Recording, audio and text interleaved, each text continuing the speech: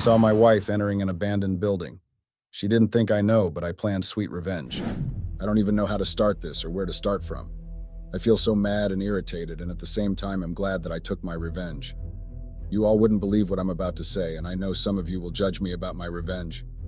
Well, that's okay, because at this point, I don't really care. I'm not here to ask for any advice or opinion because I have made my decision already, and I know it is for my own good. If not for anything, at least for my own sanity. Some would also think this is a made-up story and all that. Well, it's fine. Actually, I'm here to rant about what happened to me a few months ago and also tell this to someone who is also in this predicament. I have read and seen a couple of things like this before, but I never knew that one day I would be among them. Particularly on this wall, I have seen a lot of people coming here to rant about how their marriages ended because of their wives or girlfriends. And I have also seen how remorseful some of these women were after being caught. But my case was different. Mine was the opposite. Before I say anything further, let me first introduce myself. My name is Mike. I am 27 years old. I'm actually here to tell you all what happened that's making me mad. Well, I have gotten over it already, but the thought of it is making me feel so. Most especially when I caught my 25 years old wife, Janet, cheating on me with one of her high school friends. Of course I was mad. Apparently, Janet and I have been together for like 5 years now, but we just recently got divorced. What even angered me the most was the fact that my wife and her affair partner had the audacity to mock me when I walked in on them. Before I continue, I would like to ask you guys one very important question, and hopefully I get a reasonable answer from you guys. In a normal setting, if you caught your wife cheating on you, I think any reasonable and responsible woman would actually feel a little bit of guilt and shamefulness, right? If yes, then I thought so too. But in my case, my shameless wife had the audacity to mock me. The height of it was when her affair partner also joined. They thought I was weak, but my wife didn't know what was coming for her. Moving on, guys. I wouldn't bore you all with how me and my estranged wife met because there's nothing special about it to me right now. Mind you, my wife and I started off lovely, but right now all of those things that happened between us have turned sour for me. And honestly, I don't even want to ever set my eyes on her. Just because I showed her love and affection, Janet took all of those for granted. I guessed I was too attached to her and thought she could use that against me by having an affair. Have you guys ever been in love with someone that you honestly thought he or she was the perfect one for you? Or ever loved someone and they ended up using that against you? I don't know about you guys, but for me, yes, and I regret everything now. Like I said earlier, guys, I wouldn't want to bore you down with how Janet and I first met and how we ended up with each other. But for the sake of those that would like to know about our first time meeting and also to fulfill all righteousness, I would only talk about the first meeting. Well, Janet and I met at a bookworm club back in high school, and ever since that day, we became friends and took things to the next level. But right now, I regret ever making that decision and honestly hope I could turn back the hands of time. Now, this is where everything started. At this point, I will delve into what actually happened and how it started. So guys, after Janet and I got married a few months later, she started some habits that actually made me think I was the bad one. She knew how much I loved her, and she actually used that against me. We quarreled a couple of times and also settled. Most times I wasn't the one at fault, but I tend to apologize just for us to live peacefully. That was how much I loved Janet. It got to a point where she made nagging an everyday routine and even made me look like the bad guy. Guys, third parties also had an influence in this. Most of the misunderstandings we had boiled down to the kind of company Janet kept. I honestly didn't like her type of friends. They were a bad influence to her, and also they messed up with her head. Janet wouldn't listen, and she chose them over me. I'm not against her having friends, but the type she kept was what I disliked. Despite all these guys, I still loved Janet then. One of my coworkers, Jaden, who happens to be my best friend, advised me to reduce the way I loved Janet because it was clear that she was taking it for granted. I never listened because I was blinded with love, but right now I have learned my lesson. Yes, it's a good thing to love and show your partner how much you value them. But in the case where your efforts are being taken for granted, you ought to respect yourself. My relationship with Janet was toxic. This happened after we both got married to each other. Sometimes I wondered if there was a duration set to know someone before tying the knot together. Sometimes my friends do make jest of me, but I never took it to heart. On many occasions they advised me, but I never listened. Unlike Janet, I didn't want my friends to have a say in my marriage, and so I never listened to any of their advice, but right now I just realized that I really messed up. What got me dumbfounded was what I got to know just a few days ago. I found out that one of Janet's friends was the one that advised her to cheat on me, and was the one that actually hooked the affair up with Janet. I don't know why I seem surprised even when I shouldn't be. At the end of the day, I laughed over it and moved on. I have received a lot of calls and text messages from Janet pleading for us to get back together. I'm sure by now she will be feeling the heat of being divorced and not having anything. Oh, I haven't told you guys what I did when I found out, right? All right, then I'll get to it now. After I walked in on Janet and her affair partner, I was so mad and irritated. Instead of being remorseful for what she did, she made a mockery of me. That act made me sworn with everything I had to make her life a living hell.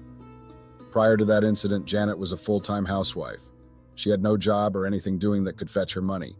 Just imagine working so hard for a woman that I call my wife so she could live comfortably under my roof. Instead, she had the nerves to snuck out of my nose and cheat. I didn't have any mercy on her during the divorce process. The divorce was to my favor because I used everything I had and fought hard. She did not dare hire any lawyer because she was just too broke to do so.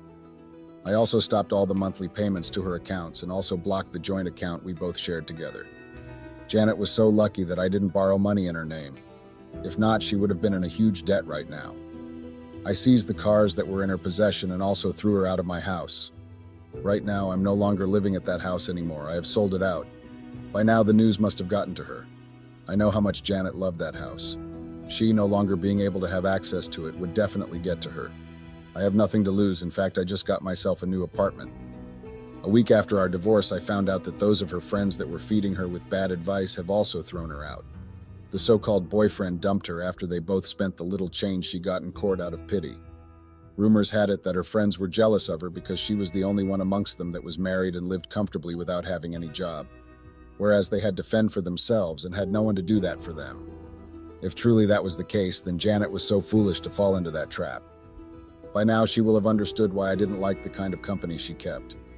I knew something was off about those girls, but Janet trusted them so much and even had issues with me because of them. Then I didn't stop loving her like a husband was supposed to. Honestly, guys, this just goes to show how much I cared and almost worshipped my wife. I don't mean that I worshipped her, but I'm just trying to say that I adored Janet. I think that's what my friends refer to as simp. I was actually the submissive one in the marriage. But now I have realized that being the submissive man will only end up making me a laughing stock and a joker. I'm very ashamed of myself even as I write this. It makes no sense that I trusted my wife so much that I didn't know that she had been cheating on me. It's even more crazy and surprising that it was one of her high school friends, Zach, that was her affair partner, and it took me so long to find out about this. I think that my wife is very aware of the fact that I am a very calm man. That's why she had the audacity to cheat with Zach, who is literally living a few steps away from my workplace. That's to say that any time I was at work, Janet would snuck out to go see him. I know you all are wondering how I actually found out that Janet is cheating on me. Well, it didn't take me much time before I found out about her infidelity. I knew the kind of company she kept, and so I started doubting her the moment we constantly had issues because of her friends. I knew I couldn't trust her any longer, and so I had her watched closely. During this period, I didn't get close to Janet so as to not contact any form of infection. I also had some doubts at some point, but my instincts kept telling me that something was off somewhere. I noticed that any time I went to work, Janet would usually come around at my workplace. I didn't think too much about it because I thought maybe she had come there along with friends. Sometimes my best friend Jaden and some couple of coworkers usually tell me that they saw my wife driving towards the office road and had a usual spot where she normally parked her car. At first I didn't believe it because it was coming from Jaden. I knew how much Jaden didn't like Janet and how he had constantly warned me to stay careful of her. So guys, I thought maybe Jaden wanted to actually mess up with my head by making up those things. The time he asked me to go see for myself as confirmation, I literally turned it down. Why? Because of the level of trust I had for Janet. Later on, I started having my suspicions when two of my coworkers that knew Janet came to report the same thing Jaden had been telling me. Yes, I was surprised and shocked. In fact, I was dumbfounded, but I didn't give in. I wanted to see it by myself because I didn't want to be fed lies from third parties. Even if Janet was cheating, I wanted to catch her red-handed or have proof of her infidelity. And so I made it a task to do. I thought to myself that if actually what I was being told turns out to be true, then Janet would regret ever agreeing to be my wife. I was so furious, but at the same time, I coordinated myself. At that point, the reports were too much, so I needed to act fast. A part in me was telling me that Jaden and all those that reported to me could be wrong. That was what I hoped too, so that I could rob it on Jaden's face that Janet might actually keep a bad company. But she's not the type of person you are thinking she is. So guys, a week after those reports, I couldn't find the time to go see it myself. I was so busy with work that I came back late most of the time. And whenever I got home, Janet was fast asleep. As much as I wanted to know the truth, a part of me wanted to confront my wife about those reports. but I knew that she was going to deny it, and so I didn't bother asking her. Instead, I collided with Jaden and solicited for his assistance. Trust Jaden, he was more than happy to do it when he comes to do any of that, lol. So guys, Jaden and I made up a plan to expose Janet, or rather to see if she was actually cheating on me. I was very hesitant at first because I did not think it was right to keep an eye on my wife without her knowing. But as time went on, I realized that I had to take up those measures if I wanted to find out exactly what had been going on behind my back. It is a known fact that I would not have been able to get the real truth from her because cheaters never accept their faults. So I was left with no other option than to take that step. At that time, I was ready to take whatever that comes out, not minding if he turns out to be true or not. So one Monday morning, Jaden and I were at the office as usual doing our daily routine. It wasn't long after when Jaden asked me to follow him to the place where Janet usually parks her car anytime she was around the office area. Jaden also told me that my wife would drive into the office road at exactly 10 a.m. I was surprised because I didn't expect that Jaden would know the time Janet would drive in. That means this was actually going on for a long time, and he must have really taken time to study her entry and exit. That baffled me and got me more curious. At some point, I began to believe Jaden because of the kind of things he was telling me during that time. But still, I was knee at catching Janet myself. So guys, we waited till exactly 10 a.m. and there was no sign of Janet. I got tired and quarreled with Jaden for wasting my time. He apologized, but he asked me to wait a little longer. Maybe Janet was caught up with something. After much persuasion from him, I finally told him I had 30 minutes to spare, and after that, if she doesn't show up, I would go back to work. So guys, Jaden and I waited there for about 30 minutes and Janet didn't show up.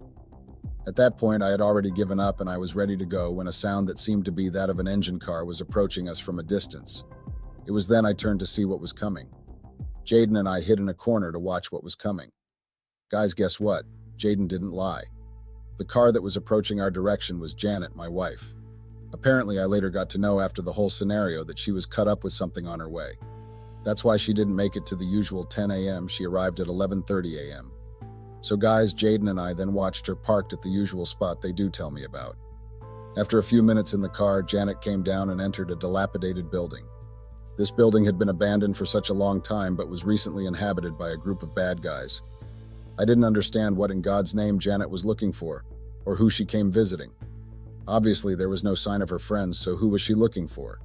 That was the question that I kept asking myself. Like as if Jaden read my thoughts, he proposed we follow her in and see for ourselves. But before we did that, we made sure that we did it carefully so as to not be seen by Janet or any of those bad guys. And so we followed her carefully. The environment was conducive and unbearable. We had to bear the scent of cigarettes coming from the apartments in the building. I couldn't believe that Janet does come to this type of environment regularly looking for what seems perplexed to me. So guys, we kept following Janet quietly until she entered the room. It was at this point I told Jaden that I was going to take things from there. I wanted to go in alone and asked him to stay back should anything happen. Jaden complied and we waited for about 5 minutes before I decided to go in to see what my wife went in there to go and do. During these 5 minutes, I armed myself so as to strike if anyone dares to attack me. There was an abandoned rotten rod in the hallway, so I picked it up and armed myself with it. So guys, this is where it gets interesting. I approached the room door my wife entered and gave a deep breath before opening the door. Just when I was about to open, I could hear a sound coming from the room. I got so furious that I immediately opened the door. Guys, then I saw my wife lying shamelessly on the bed with another man. I was so mad that I wanted to punch Janet on the face. What angered me the most was the look on her face. She wasn't remorseful or shameful. Rather, Janet smirked and asked me what I was going to do. Really? Is that I'm sorry I get for cheating on me? I asked Janet, looking more furious. Before I could utter any more words, Janet's affair partner told me right in my face what I was going to do too. It was at that point I couldn't take it again. I pounced on him and punched him so hard that he got his nose bleeding. He tried to get up, but I got a good grip of him and gave him a beating that he would never forget. After beating him to my satisfaction, I gave him a warning never to sleep with other people's wives or girlfriends again. I'm sure he would adhere to it because that beating was so intense that he got a lot of bruises all over his body. That wasn't all, guys. The stupid guy wanted to call for backup by screaming so loud so he could be recused. But unfortunately for him, there was loud music coming from 2 apartments in the building, and the room we were in was a little bit far from other rooms. And so it was difficult for anyone to come and help him out. He wanted to play smart, but didn't know that I looked more than I appeared to him. Janet was also surprised to see me in that state. She didn't believe I could get into a fight and actually win. So guys, I was on top of the stupid guy when Jaden ran and pulled me over. If not for Jaden, I would have punched him to unconsciousness. He should be lucky that I didn't use the rotten rod I came in with on him. Guys, just imagine that I did that. He would have found himself in the hospital. After Jaden pulled me over, I turned to the other side where my shameless wife was standing. I went over there and pinned her to the wall. She was screaming and pleading for mercy. I left her in that state for about 5 minutes before I let go. I didn't know what exactly to say to her. If at all I decided to punch her like I did to her affair partner, then won't be able to walk for the next 1 year. I controlled myself and walked out of the room. Jaden also followed me and we went straight to my house. I called my boss and took permission for both Jaden and I for that day. When we arrived home, I was so furious that I wanted to pull down the whole building. At that time, I was panting around the sitting room like a hungry lion waiting to devour its prey. Jaden tried everything possible to calm me down, but all efforts went down the drain. I was that mad. At some point, I went upstairs and locked myself inside. What I was about doing next, I knew Jaden wouldn't be in support, and so I locked myself in. I went into the wardrobe where Janet kept her clothes and valuables and had it thrown through the window in our room. All our wedding pictures, birthday, picnic, and lots of pictures we had together. I had it broken and thrown out. Immediately, I went down and went over to the backyard and picked up the lighter and diesel. Jaden tried stopping me, but my mind was made up. I emptied the diesel on the clothes and had it light up. I watched how the clothes and other valuables were all burning up into ashes. That was what Janet got for having the audacity to cheat on me and still have the temerity to ask me what I was going to do after catching her. Well, my actions have given her the question she asked me in that dilapidated building. At that time, I wanted to see the look on Janet's face. I wanted her to feel worse and regret ever thinking of cheating on me. To think that I did everything for Janet and she had the nerves to dare look me right in the eyes and ask me stupid questions was what got me angered. So guys, 30 minutes after I set Janet's clothing and valuables on fire, she came to the house. But at that time, she had a little bit of guilt on her face, or rather shame. Just when she was about pleading for mercy, she sighted a smoke coming out from the backyard. She ran like a mad dog to see what was actually going on. Just then, Janet recognized her belongings being burned down to ashes. Immediately, she ran and took the fire extinguisher to quench the fire. But by then, the whole thing had burned down and there was nothing left. Janet fell down to her knees and cried. I didn't want to hear those crocodile tears, so I went over to where she was and pulled her up and told her to get out of my compound, or else I would call the gatekeeper to have her thrown out himself. As usual, she kept asking me rhetorical questions like, why did I burn her stuff if at all I wanted to take out revenge? Honestly, guys, after seeing my wife in an appropriate position with another man at a dilapidated building, I thought of a very cruel revenge that would make her shed lots of tears and will never forget it so soon. I know how valuable Janet's clothing's meant to her, and that was why I thought of a perfect thing to do, which was to light them up. I sure got to her in that aspect. She thought I was a weakling, but didn't know that I could be a monster in just a second. If burning her stuff would actually make her so angry, then she should have given it a thorough thought about it before cheating on me. Over the years, I hated cheaters and deceivers. Janet knew how much I hate those that cheat on their partners and lie. I once had a girlfriend before I met Janet.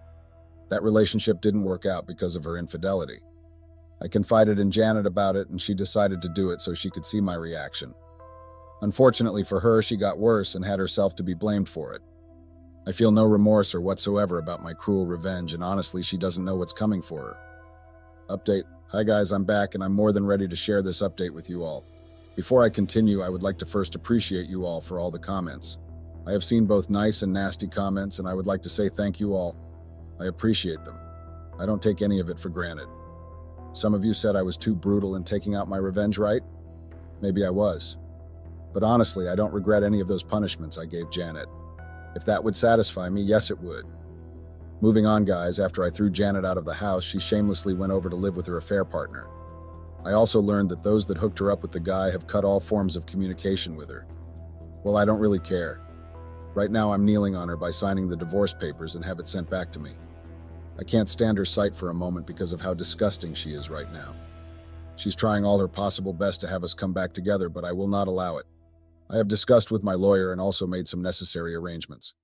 Just a few days after I caught her cheating on me, I went to the bank and closed all joint accounts and also stopped her monthly payments. I can't be working like a workaholic for 24 hours and you have my money spent on lunatics like I plug money from trees. When Janet discovered that I had cut off her monthly payments, she was so furious and dared that she was going to have me sued. I laughed and nodded my head in self-pity, like she actually has the money to hire a good lawyer. Sometimes when Janet talks, she tends to forget that she has no upper hand in this divorce because she's jobless and has nothing to do. Honestly speaking, guys, at this point, I don't even know what these women really want. Janet cheated on me with one of her high school friends that she was a year ahead of back in school. If she had wanted him, why did she have to do all of that? Like sneaking out of the house anytime I was at work? I think maybe she was just ready to throw away our marriage for a few seconds of pleasure. That's all that I can see here, honestly. All she ever wanted to do was ruin the marriage. That was why she made nagging an everyday routine. That leads me to my next question. Why is it hard to just ask for a divorce? If you're tired of your partner and you would rather sleep around than fix your marriage, why don't you ask for a divorce instead? Of course I don't bite, and obviously I'm not a monster or a hungry-looking lion. If she had asked me for a divorce, I would have given it to her without giving it much thought. I literally don't care about forcing her to stay. I would have had huge respect for her if she just came to me and demanded we end our marriage. At some point, I got so tired of the charade called marriage. Sometimes I didn't like coming home because of her nags. Janet should have met me for a divorce. That is a more respectful thing to do than going out of your way to shamefully cheat on your husband. Only cowards cheat, and I will never have respect for anyone that thinks it's right to cheat on your partners. During this period, all I was bent on doing was to divorce Janet as soon as possible. The divorce process was taking too long, and my lawyer kept telling me to exercise patience. At that moment, I had no time to waste because I wanted to get rid of her. She became a burden to me, and I wasn't happy about it. 1 week after I contacted my lawyer and he told me it wasn't ready, I made up my mind to sell the house off. I put it up for sale, and not too long after, I had many buyers who were interested in the house. Of course, it's a well-furnished apartment and is still in good shape. Shortly after the house was sold off, it was a game of the highest bidder, and I sure got a nice pay. It is my house, not Janet's. I paid for it. I thought she was a reasonable and responsible woman, but I thought wrong. And obviously, I don't need her permission before selling it, not when she cheated on me. So guys, not long after I sold the house, the divorce papers were ready, and I sent for it immediately. It took so long to be ready, but the wait was worth it. I had it signed and sent it to Janet to also sign. Just like I had expected, Janet couldn't sign the divorce papers. Instead, she kept giving one excuse or the other. The divorce papers were with Janet for about 4 days. I didn't care at that time because I had signed the papers already and I wasn't in any relationship whatsoever with her. Janet kept sending me messages through my lawyer to take her back. When I said I didn't want to see her at that time, I meant every bit of it. I blocked her numbers and blocked her on all social media platforms. The only place she had access to me was through my lawyer. That was why she kept on sending him messages if I could have a change of mind. When I got tired of those messages, I strictly warned her not to send me any messages through my lawyer and also had my lawyer warned. But I knew the person I married, Janet, is one stubborn lady. She never takes no for an answer unless there's no way out. Update. Hey guys, I hope you all still remember me, right? Well, I'm here to complete my story and give you guys some juicy gist. After the whole divorce saga and everything that went down, Janet had the mind to show up her face at my new apartment. Obviously, she came pleading and asking for forgiveness. The sight of her got me irritated, but then again, I wanted to see her cry in pain and beg for mercy at my feet.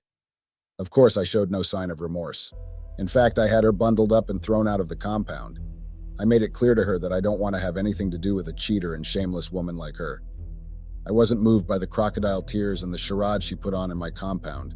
Like as if that wasn't enough, Janet brought some of her relatives to plead on her behalf. The whole scenario was exhausting and disgusting. I got fed up and politely walked them out of my compound. Up till now, I still don't know how Janet was able to locate me. She must have been stalking me after the divorce. Not too long after I walked Janet's relatives out of my compound, Janet showed up again. Yes, guys, she did. But this time, what she came doing would surprise you all. Janet shamelessly came to meet me to give her some money. That is how shameless she is. I knew she was going to be stranded. That was why I needed to make sure she was left with no penny after the divorce. She thought she could eat her cake and have it back, but didn't know that karma would come knocking at the door. That's what she gets for not listening to me. It's her business to deal with, not mine. Of course, I didn't give her the money. I told her to go get something done. I gave out strict instructions to my gatekeeper never to allow Janet or any of her relatives into the compound, and ever since then, I haven't seen any of them, not even Janet. At least I have been having some peace of mind lately. The intrusion was too much that I nearly went to fire a restraining order. They were lucky they didn't show up again after the last time Janet came here begging for me. Before I forget, guys, during the divorce process, Janet walked up to me and told me that she couldn't believe that I was this ruthless and heartless. She thought I couldn't hurt a fly, but turned out I was a monster in sheep clothing. That gave me goosebumps, and I told her she was responsible for waking up the beast in me. Janet thought I was a simp that she could use as a puppet. Unfortunately, her plans failed, and she is the one at the receiving end. Just a few days ago, Janet signed the divorce papers and had it sent back to me. I thought she was never going to sign it. Right now, I feel so happy, and I am living my best life. What seemed like forever has finally come to an end. What I'm bent on doing right now is focusing on what to do with my life. I really don't want to be involved in any kind of romantic relationship now. Yes, I have indeed moved on from Janet, and I don't really care about her anymore. But for my own sanity, I would like to give it some time before going into all of that. Yes, let's forget. After much consideration, the court had pity on Janet and gave her some pennies just to manage. She must have exhausted it with her affair partner. That's why she had the audacity to come back asking for more from me. That's all, guys. I hope you all have learned something from this and hope you don't fall into this predicament. Hey Reddit, it's been a while since I've been active on this app, but today I'm posting something personal because I really need a safe space to vent and seek advice. Please be kind. My life has taken an unexpected turn as my husband kicked me out of our home after discovering my 1-month affair. I know cheating was wrong, but I was honestly a bit bored. I was also feeling neglected and lonely. I'm not here to excuse my actions, but to share my side of the story. My name is Lisa, and my husband's name is Fred. I'm 25, but Fred is 26 years old. We've been married for 2 years, but our journey started long before that, back in high school. We did everything together. When he went to college, we made sure that I would go to the same school. He even turned down a better scholarship to go to a school that I had a better chance of getting into, since he was one of the smart kids, and I was one of, well, the dumb ones. And when he finished, he immediately started working so that he could support us, which thankfully enabled me drop out because school and I have never gotten along. He works in cybersecurity right now. I'm not going to say the company's name for privacy. Sorry if I'm rambling, but I just wanted to get everything out of my system. Now let me give you a deeper look into our life before everything changed. As I mentioned earlier, my husband's job in cybersecurity is quite lucrative, and that allowed me to be a stay-at-home wife without financial worries. We didn't have any kids yet, as we wanted to wait until we were in our 30s. Initially, it was a dream come true. I focused on maintaining our home, taking care of the cooking, cleaning, and all the typical household chores. Our relationship was solid, and we both put in effort to ensure everything ran smoothly. Being at home also gave me the freedom to indulge in my hobbies whenever I pleased. I could paint, read, or work on personal projects without any disturbances or worries. It was a luxury I appreciated, and I had enough time to spend with my friends as well. Life seemed balanced, and well, I felt content. However, as time passed, the routine started to feel boring and mundane. My husband's demanding job kept him busy, and yes, I understood the importance of his work, but it also meant less time together. The spark that once ignited our relationship began to dim. Physically, I noticed changes in him too. He wasn't as active as before, and he was skipping gym sessions and neglecting his fitness routine. His toned physique gradually faded, including those beautiful six-pack abs. Our intimacy also took a hit. The passion we once shared seemed to dwindle, and our sex life became less frequent and less passionate. It wasn't that we didn't love each other anymore, but the fire that was present in our early years had kind of dampened. As time passed, I got seriously bored with our routine. I figured getting a job might spice things up, so I talked to Fred about it. Surprisingly, he was cool with it and said I should do whatever I felt like. I started looking for jobs, but it quickly hit me that my resume was basically empty, thanks to dropping out. It was tough finding anything decent that paid well. I didn't want to settle for some low-wage gig, so I gave up on the job hunt. Instead, I threw myself into hitting the gym. I started going there like it was my second home, trying to get in shape so that I could feel good about myself. It was a real boost for me. Working out helped me clear my head and gave me something positive to focus on. As luck would have it, one day at the gym, I crossed paths with Kai. He was already in great shape, and although I didn't really need a personal trainer, I couldn't resist his charm. We clicked instantly, and I found myself drawn to his humor and outgoing personality. Our gym sessions were amazing, and they started becoming more than workouts. They were real moments of laughter and connection, things I didn't really have with Fred anymore. I started looking forward to going to the gym just to see Kai. I even rearranged my schedule to match his, eager for those moments of banter and just to see his handsome face. It was a huge, refreshing change from the monotony I felt in my marriage with Fred. As I spent more time with Kai, I honestly couldn't deny the growing attraction and connection between us. It wasn't just about the gym anymore.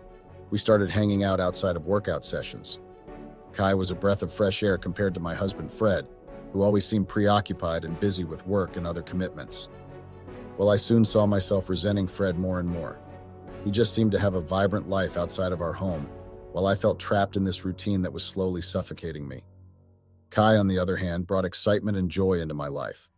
Our conversations were lively, and I felt like I could be myself around him without any judgment or expectations. Then my friendship with Kai deepened. I realized how much we had in common. We could talk for hours about various topics, from fitness and nutrition to life goals and dreams. It felt like we understood each other on a level that I hadn't experienced in a long time. Despite knowing that Kai was flirting with me, I enjoyed the attention and the feeling of being desired by someone other than my husband. It was a very huge contrast to my relationship with Fred, where I often always felt neglected and unappreciated. Kai's presence brought excitement and passion back into my life. I started inviting Kai to my house when Fred was away, because to be honest, I enjoyed the moments of companionship and connection that we seemed to have. I avoided introducing Kai to Fred or explaining how we met and became friends because deep down, I knew it wasn't just a friendship. Kai's intentions were clear that he wanted to be more than friends. And although he knew of my marital status, he didn't hesitate to express his desire to still be more than friends with me. As my resentment towards Fred grew, I noticed that he was trying to overcompensate for his absence and our lack of connection. He would bring home flowers, plan surprise dates, and even try to engage in conversations about our relationship. However, at that point, I was already too far gone to care about his efforts. The turning point came when Fred had to attend a 2-day business conference out of town. The moment he left, I seized the opportunity to call Kai over under the excuse of watching a movie together. We hung out for a while, made jokes, ate popcorn, and laughed, but the tension and attraction between us was too great. And while the night progressed, things naturally escalated, and we ended up sleeping together, with Kai staying over in our matrimonial bed. Surprisingly, I didn't feel guilty or regretful immediately afterward. Instead, I felt a rush of excitement and satisfaction. Being desired and wanted by Kai, especially in a way that I hadn't felt with Fred in a long time, was mind-blowing. That was the start of my relationship with Kai. Well, soon Kai started coming over more frequently, especially when Fred was away, and I'm not even going to lie to you guys. I found myself eagerly waiting and hoping for those moments. Gone were the days of feeling sad or lonely. Now I was always excited whenever Fred was out of the picture. Of course, Fred wasn't blind or dumb to the changes in my behavior. He tried to talk to me about it, expressing concerns and trying to understand what was going on, but I brushed off his attempts at communication.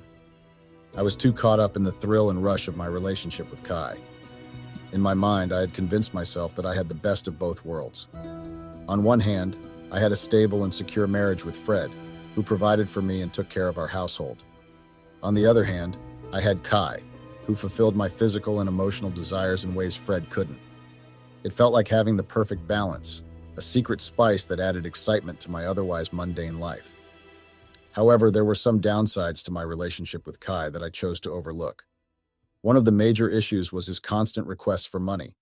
He would often promise to pay me back soon, but those promises never ever came to pass.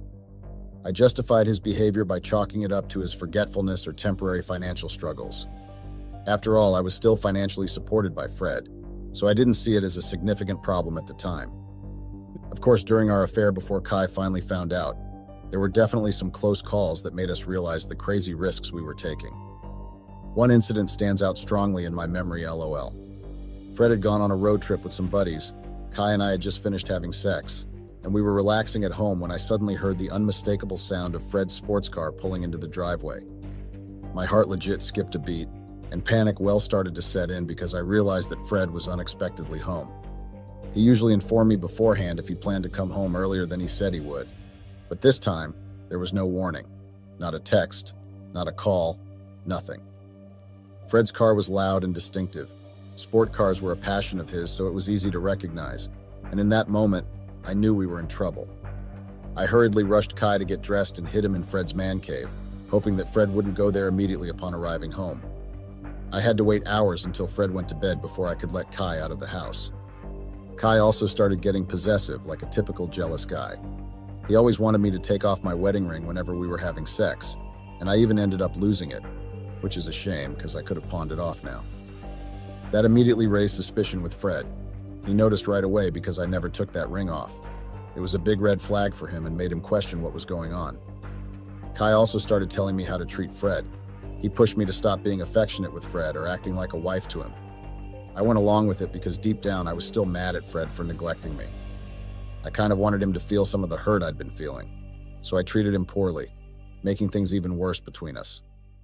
Kai's possessiveness and jealousy didn't stop at wanting me to remove my wedding ring. He would go as far as calling and texting me nonstop when he knew Fred was home. If I didn't respond or answer, he would get angry and bombard me with a barrage of calls and messages. Despite Fred trying hard to fix our marriage and suggesting we see a counselor, I wasn't keen on the idea. Kai had a way of making me doubt therapy, saying therapists could mess with your head. So whenever Fred brought it up, I dodged the topic, saying I was busy or not ready. It was like I was listening more to Kai than my own common sense or Fred's sincere attempts to help us. Mind you, at this point, Kai and I had only been dating for a few weeks at this point, or probably about a month.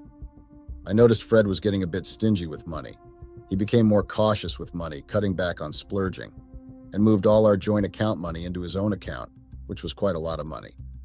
When I confronted him about it, he explained that since I was a stay-at-home wife, the money in the joint account was essentially his, and he had only given me access for necessary expenses. He also mentioned wanting to invest in something new, which required a large sum of money, which sounded good at the time because I thought it would bring in more money for us. Plus, to be honest, I didn't see it as a major issue because he was still taking care of the bills and other expenses. Besides, I thought his investment plans would eventually benefit us financially. However, looking back, this should have been a red flag for me to pay closer attention. Of course, I was bummed that I couldn't give Kai as much cash as before. He whined about it, but I reassured him by saying that if Fred's investment hit big, we'd all be rolling in dough. I figured if Fred made a pile of money, I could divorce him, pocket a chunk, and Kai and I could start fresh, living our dream life. We chatted about this a lot, with Kai daydreaming about me ditching Fred for him. It became a regular topic for us. The second red flag that should have caught my attention was when Fred canceled my gym membership. It hit me hard, not just because I loved going to the gym, but also because Kai and I had built this sort of perfect image there. We were popular, and I enjoyed being in the spotlight. Many people at the gym thought Kai and I were dating because of how close we were, and some didn't even know I was married. The few who knew didn't see anything wrong because Kai and I never did anything inappropriate in public. We maintained the facade of being just friends, even though our flirting was pretty obvious. When Fred canceled my membership, I was angry and confronted him about it. I told him how much I missed going to the gym, especially when he knew how much I loved gymming, but he brushed it off with the excuse that we needed to cut down on expenses. He promised I could go back in a few months, but I could sense something was off. Kai was also disappointed, but I tried to downplay it and cheer him up, of course, because there was nothing else to do. The third and final red flag that I completely overlooked was when Fred mentioned he would be going on a week-long trip. That was yesterday, and the reason why I'm writing this rant now. Typically, his travels lasted 4 or 5 days at most, so the idea of him being away for a whole week was unusual. Looking back, it should have been a huge and glaring warning sign, but I was so wrapped up in my own plans that I didn't see it coming. I also kind of stupidly thought Kai and I were foolproof and there was no catching us now. Fred informed me about the trip a week before, and I didn't suspect a thing because, like I just said, I was confident in my ability to cover my tracks. I believed I was invincible, untouchable, and that no one could catch me. I was so excited about it, and I told Kai about it, and we made a plan that the moment I had dropped Fred off at the airport, because obviously I wanted to play the role of a good, dutiful, and loving wife and accompany him to the airport, I would turn the car around, go pick Kai up, and take out to our house to spend the entire week with me until Fred got home. On the day of his departure, I played the role of the dutiful and loving wife, dropping Fred off at the airport with all the usual affectionate words, "I love yous, I'll miss yous." Little did he know, I had a different agenda. As soon as he was out of sight, I turned the car around, picked up Kai, and took him to our house, ready for a week of uninterrupted sex, and just pretending Kai was my husband instead of Fred, and that we owned the house. We were excited, and our plans were set in motion smoothly. We grabbed some food, headed home, and wasted no time getting down dirty on the very bed I shared with Fred. However, our bubble of excitement burst when, I'm sure you've already guessed it, Fred unexpectedly returned home and caught us in the act. There was no surprise on his face, just a quiet realization of what had been going on behind his back. After Fred caught us in the middle of things, it was pure chaos. I was scrambling to cover up while Kai was trying to find his clothes and get out of there. Fred's reaction, though, was totally unexpected. He didn't yell or flip out like I thought he would. Instead, he was eerily calm, almost like he knew this was coming all along. So basically, that meant he pulled an Uno reverse on us, told me he was going on a business trip, and then turned back around. As Kai rushed out, Fred just looked at me with this blank expression, saying he'd been onto us the whole time. It was like he wanted to see it with his own eyes or something.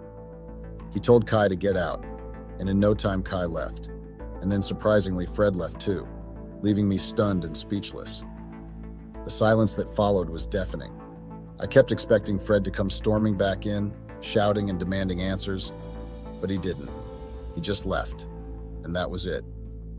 I was left alone with my thoughts, wondering what would happen next. Kai messaged me right after, freaking out about what went down. He even suggested we grab some valuables and make a run for it. But I knew that would only make things worse because I knew Fred would go to the police and that wasn't trouble I wanted. Deep down, I still had this tiny hope of fixing things with Fred, even though I was torn between him and Kai. I mean, I loved Fred and then I loved Kai. Is it possible to love two people? I tried reaching out to Fred, bombarding him with texts and calls, but there was no response. The whole night passed with no word from him or anyone else. I honestly thought he would have called our friends or families and told them, and then they would have started blowing up my phone, but nope, nothing happened. The next morning felt so tense, like a storm was literally brewing. Fred's return home was like a dark cloud descending over us. He didn't say much, but his silence spoke such volumes. I had a sinking feeling that something serious was about to unfold. When Fred finally spoke, it was like a punch to the gut. He asked if I had packed my stuff. I tried to play dumb, hoping I had misunderstood, but deep down I knew what was coming. He didn't mince words, and he said, and I quote for y'all, "We're getting divorced. I can't forgive you, and I won't. Pack up and go live with your boyfriend." It was like my world crashed down around me. That's when I decided to pull out all the stops. The waterworks started. Tears were literally streaming down my face as I begged and pleaded with Fred. I knew I had made a huge mistake, but the thought of losing everything, the beautiful house, the comfort, the security, it was too much to bear. I know I didn't deserve to be forgiven, but I also believe in second chances too. The house we shared was like a dream, a haven of luxury and comfort. It had everything: 7 bedrooms, a man cave, a swimming pool, a game room, even a dedicated Netflix and chill space. It was a life I didn't want to give up, especially for the unknowns of Kai's world. I had never been to his place, didn't know where he lived or how he lived.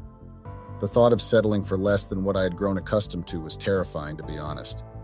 I also didn't know what Kai really did as work or how much he earned, but I knew it was nowhere close to what Fred earned. Well, as I continued to cry, Fred's words started cutting through my tears. He threatened to call the police or get others to throw me out if I didn't leave voluntarily. That threat ignited a fire of anger within me, to be honest. Why was I shedding tears for someone who had neglected me so deeply? If he hadn't neglected me, I wouldn't have strayed. It was his neglect that drove me to this point, and I wasn't going to take all the blame. I didn't want to go back to my parents' house. They were judgmental, and I could already imagine the disappointment in their eyes if they knew what had happened. They would probably blame and nag me. I also had no siblings that I was close enough to turn to. Kai seemed like my only option. So despite the chaos and everything else, I started packing my belongings. Fred, in his petty rage, told me not to take the car he had bought me. It was a ridiculous demand, but I was too incensed to care. I agreed to his demand and continued packing. With no money of my own and Fred cutting off my access to funds, I couldn't afford a hotel either. So yes, I reached out to Kai for help. He responded swiftly, offering me a place to stay and promising to pick me up. It was a relief to know I had somewhere to go, even if it wasn't up to the standards of my luxurious home. I knew I had to make do until I figured out my next steps, whether it was reconciling with Fred or securing something huge from the divorce, like the house. Petty Fred, of course, refused to let me take the expensive jewelries he had gifted me, including the ring. I argued briefly, but ultimately relented, realizing it wasn't worth the fight. With my essentials packed, I made my way to the porch, waiting anxiously for Kai to arrive and pick me up. Well, Kai showed up and started loading my stuff into his car. I felt so relieved.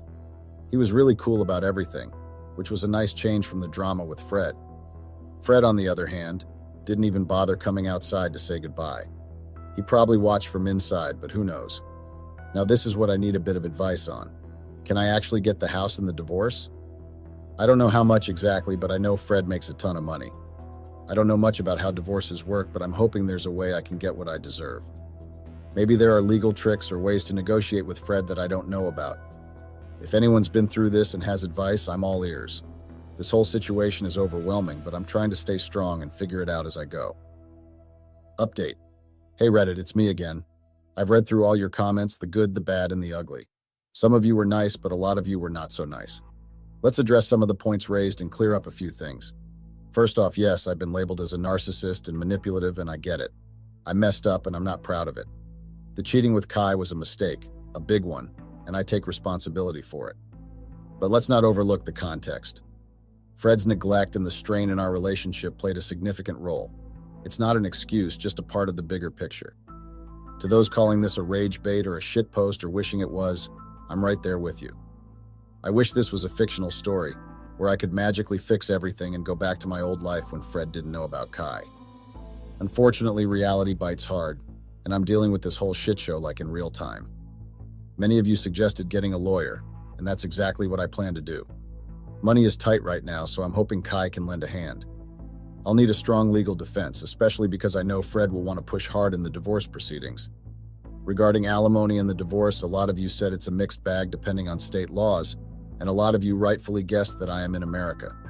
Some of you also rightly pointed out that evidence of infidelity could sway things heavily. Luckily, I don't think Fred has concrete proof of my cheating. No recordings or witnesses besides him walking in. I can deny it in court and explain my relationship with Kai started after Fred kicked me out. And lastly, I've noticed some comments mentioning that I come across as unfeeling about the whole situation. Let me clarify. I'm doing my best to express myself honestly, even if it comes off as ranting. It's not easy to convey emotions purely through text on a screen. So to those who find my tone off-putting, I apologize, but I'm just trying to be clear and direct about what's happening. It's frustrating when some comments seem overly critical, especially when my emotions are running high right now. This whole situation is a mess, and I'm trying to navigate it as best as I can. If you've got constructive advice or support, I appreciate it. If not, please refrain from adding fuel to the fire. Thanks for reading. Update. Hey Reddit, it's been a crazy roller coaster of emotions since I left Fred's house, but writing here feels like a therapeutic outlet. So I'll share what's been happening lately. Firstly, the negative comments and DMs aren't exactly enjoyable, but the platform here allows me to express myself freely, almost like a blog. So let's dive into the updates. It's been a week now, and strangely, I haven't received any calls from friends or family. It's a bit odd, but I'm taking it as a good sign. If Fred had spilled the beans, I'd expect my phone to be blowing up by now. So I'm assuming he's kept things quiet on that front. Me calling them asking would be suspicious, so I'm just going to enjoy the peace and quiet. As for Kai's place, well, let's just say it's not the dream apartment I dreamt of or like. It's pretty rough, to be honest. I care for Kai deeply, and I want to stay with him, but the living conditions are challenging. However, a temporary compromise until things stabilize. Kai does have big dreams, though, and if I do get the house and the divorce, we won't have to worry about rough living conditions. Fred and I haven't been communicating much, except for a message he sent about me getting served soon with divorce papers. It was expected, though. I mean, given the circumstances. Living with Kyle has its downsides, too. Turns out he has a roommate who happens to be his ex-girlfriend. It's awkward, to say the least, but I understand their financial situation with the housing crisis and all. They wouldn't be able to afford rent without the other, and finding roommates are quite hard. It's not ideal, but I'm making do with the situation for now. Update. Hey Reddit, it's been about a month since I last shared my story here. Honestly, I didn't expect the negative comments and remarks to decrease, but I hoped they would at least ease up a bit, especially since I've voiced my concerns about them. However, it seems they've only worsened. My posts have gained traction across various social media platforms like TikTok and Reddit, and every time I check the comments, I'm bombarded with criticism. It's frustrating because it feels like nobody understands my side of the story. It's not my fault that my husband prioritized work over our relationship. Yes, I understand he was providing for me, but can't there be some empathy for my needs too? I'm human, with emotions and desires. The negativity became so overwhelming that I had to take a week-long break from social media just to clear my head. On top of dealing with all this online backlash, I've been trying to find a job. It's been a struggle because I've never had to work before. Kai and I had some disagreements about this because it's a huge adjustment for me. He assures me that it's temporary, but the reality of having to work now is scary. Despite these challenges, I followed the advice of many here and lawyered up. My lawyer informed me that we don't live in a no-fault state, which means the judge will consider my infidelity during the divorce proceedings. This news was heart-wrenching because it could mean I won't get much, if anything, from the divorce settlement. I've also been served, so it looks like I'll have to go to court soon. I'll keep updating because despite the negativity, sharing here feels therapeutic, and many of you have expressed interest in staying updated. Update. Hey Reddit, it's been quite a while since my last update. I'm here to vent and share what's been happening in my life lately. I'm currently at Kai's in my apartment, and I just need to unload all the crap that's been going on. Let's talk about these never-ending divorce proceedings. I got served by Fred, and let me tell you, it was a total mess. I'm pretty sure the judge and my lawyer were somehow swayed by Fred because despite the judge being a woman, she never seemed to be on my side. As many of you predicted, I was dead wrong about Fred not having any evidence. Turns out he had installed cameras all over our house, including our bedroom, weeks ago, especially after Kyle started coming over frequently. Fred presented a mountain of videos in court, proving that I had cheated. Now here's where I screwed up big time. I didn't know about the cameras, so I went into court and confidently denied cheating, only to be blindsided by Fred's evidence. Strike one for me. The judge wasn't pleased, to say the least, and my lawyer was furious because I didn't tell her about the cheating, but I didn't think it was relevant then. It isn't something I like to talk about. It felt like the judge had it out for me and my lazy lawyer barely helped. I always thought women were supposed to support each other, but clearly that wasn't the case here. In the end, I got practically nothing from the divorce, just a measly amount that barely covered my lawyer's fees. It's even a miracle we found a lawyer that agreed to take payment after, but Kai apparently knew her and was the one to introduce her to me. Kai couldn't lend me any money, so I had to use what I got to pay off the lawyer. It's like the money flew away as soon as I got it. I walked away from the divorce with nothing to show for it. I was gutted because I didn't even get the house, which was my main goal. I dug into some legal stuff. I found out that in civil cases, both sides are supposed to see the evidence beforehand. So I'm thinking, can I sue Fred for not showing me the evidence he had about me cheating? If I knew he had that, I wouldn't have lied in court. But when I asked my lawyer, she wasn't sure because Fred could claim it was a last-minute addition. Then there's the judge.